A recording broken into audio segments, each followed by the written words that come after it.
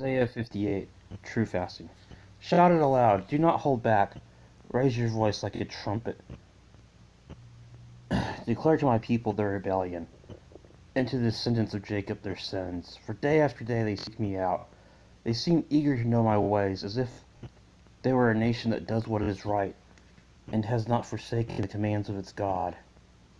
They ask me for just decisions, and seem eager for God to come near them. Why have we fasted, they say, and have you not seen it? Why have we humbled ourselves, and you have not noticed? Yet on the day of fasting you do as you please, and exploit all your workers. Your fasting ends in quarrels and strifes, and in striking each other with a wicked fist, like found in Matthew 17:21. The KJV people said, we have the word prayer, it's removed from yours. Or we could look at Mark 9. Again, they're going to say, we have prayer and fasting. You guys just have prayer. So, I mean, could that not be an example of prayer and fasting? Or a sign of wicked fists?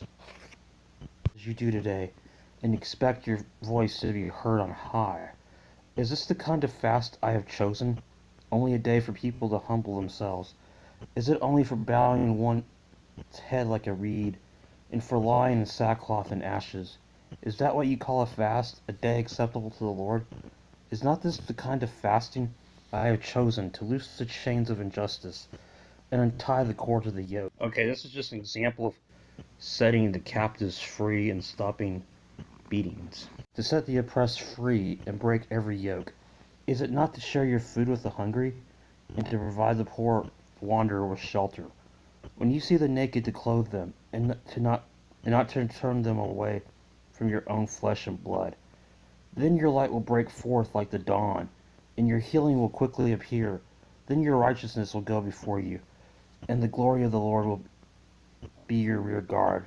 Then you will call on the Lord, and the Lord will answer. And you will cry for help, and he will say, here am I. If you do away with your yoke of oppression, with the pointing finger and malicious talk, and if you spend yourself in behalf of the hungry, and satisfy the needs of the oppressed, then your light will rise in the darkness, and your night will become like the noonday. The Lord will guide you always. He will satisfy your needs in a sun-scorched land, and will strengthen your frame. You will be like a well-watered garden, like a spring whose water never fail. Your people will rebuild the ancient ruins, and will raise up the age-old fountains. You will be called repairer of broken walls, restorer of streets with dwellings.